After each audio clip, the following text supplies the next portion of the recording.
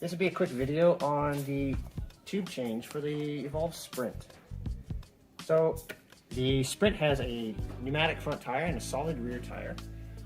Solid rear means you don't really need to change anything when it goes flat because it doesn't go flat. The front, though, is susceptible to that. The way to do that is you'll need to remove the whole tire wheel from the vehicle. First step would be to remove this cap. It might be glued on there, so a little bit of heat or prying will help remove that nice and easily. This is a 17mm socket. You can also use an adjustable wrench. I'm using a 6mm Allen key on the opposite side. And you'll want to turn them in opposite directions. Could be a little stiff.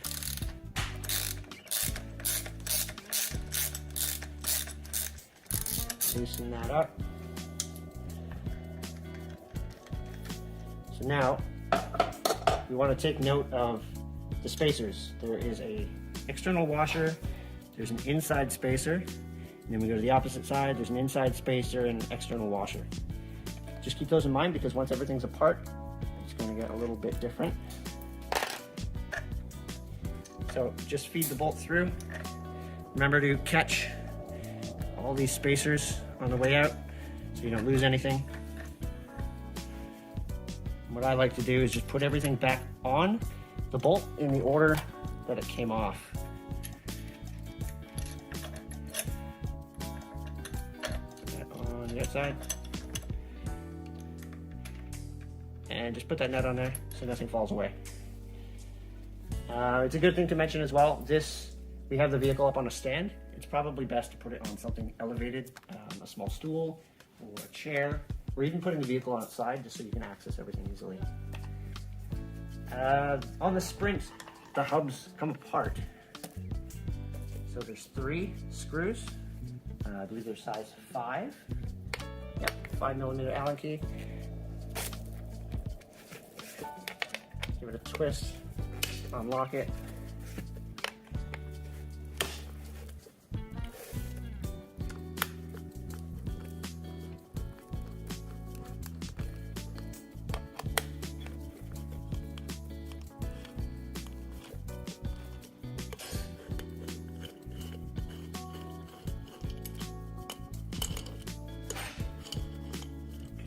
There's probably going to be a spacer in the middle.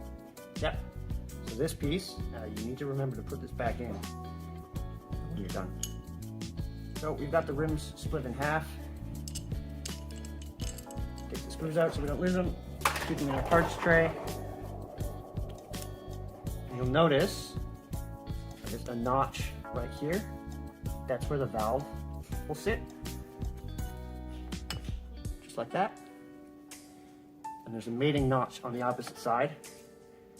Make sure when you put everything back together that those 2 pieces line up and they're not off to the side, because things won't go back together properly if they're not. Okay, so if we have a flat, we're going to need to remove the tube.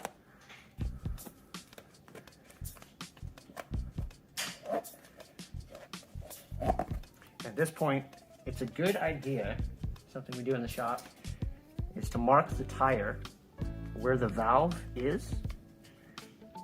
And usually I'd mark right here so that I have a point where the valve is pointing out. Take the tube out. And once you have the tube in hand, you can examine it and see where the air is coming out. Because a lot of times there will be a piece of glass or a piece of wire that has gotten stuck in the tire. And if you just put a new tube in without removing that first, you're going to get more flats right away. So the best thing to do is mark that where that comes out, take it out, find where the hole is, line everything back up, and then examine the tire to look for any foreign objects that could be in there. It's also good to look inside the tire. Examine visually, run your fingers over the inside to make sure there's no sharp objects poking through. Once that's done, and we've got our tires, our old tire or our new tire if we need to replace it, in and our new tube, we're going to put everything back together. So now putting everything back together, if we look at the side of the tire, we'll notice there's a rotation direction. We want that pointing forwards so that when the vehicle's moving forwards, the arrow is rolling pointing forwards. If we put it the opposite direction, some tires don't work the best that way. So it's best to make sure that you're doing it the way the tire recommends. The tube itself is a 200 by 50 millimeter tire, or tube, pardon me. That's roughly 8 inches by 2 inches. So, putting everything back together, it helps to remove most of the air, just to make everything easier to fit together.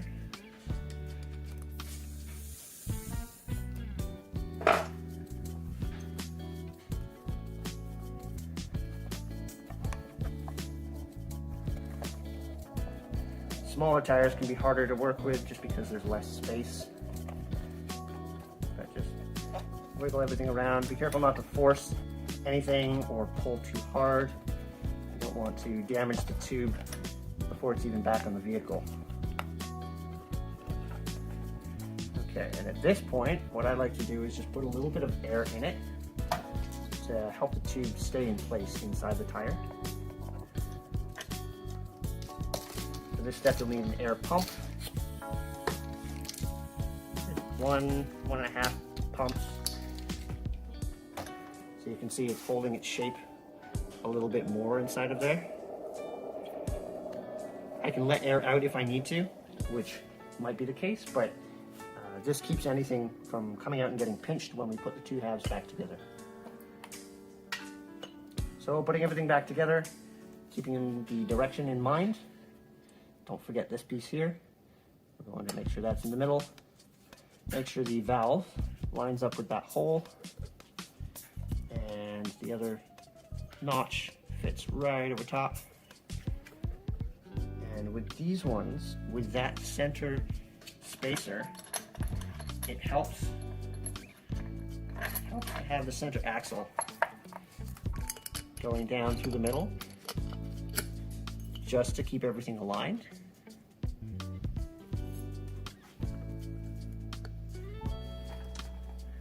And when putting everything back together, it's a good idea to use some thread lock, blue in this instance.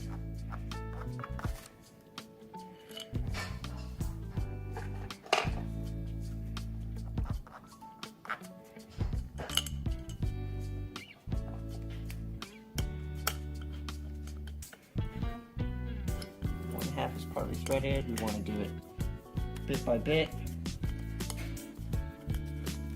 Never tighten one side down all the way before you've started the rest. That can lead to things just not fitting quite right.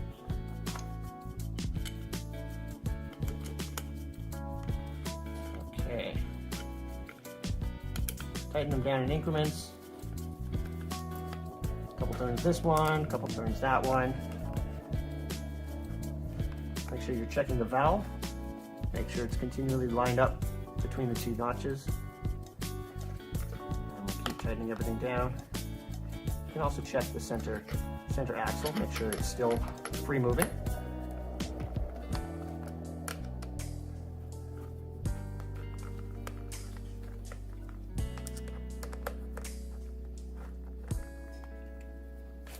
Okay. And we're just going to tighten that down.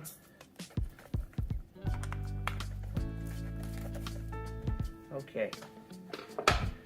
So at this point, it's probably a good idea to just put some air in it. This one, usually it'll stay on the side of the tire. It's recommended to inflate to about 36 PSI. So I'll grab my pump, connect the valve.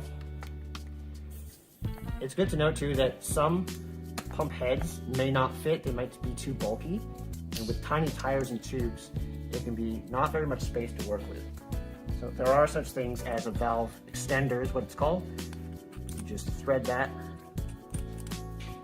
onto the valve, and then you have extension away from the point where you need to connect to, and then you can fit any size pump head on there if you need to.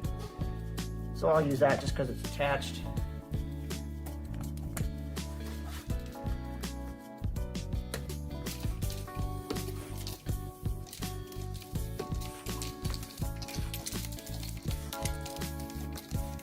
Usually I'll go a bit past the recommended because some air is going to escape once you remove everything. Okay, and dust cap, you can put that back on.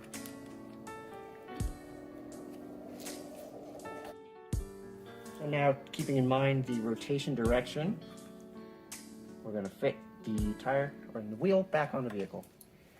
So we have those spacers that we took off earlier. Everything here. Going one washer on the outside of the arm, one barrel spacer on the inside. We can back that just out of the way. And fit that through. And then on the other side, we'll have the bolt just poking through. And we'll fit the other barrel spacer, the washer, and then the nut. And remember, that's a 6mm Allen key on the outside. This one here, and this is a 17mm nut. Tighten it down. This one at this point is just holding this side from rotating. Check that it still spins freely. If you over tighten it, it can crush the bearings, and then the front wheel won't spin accurately.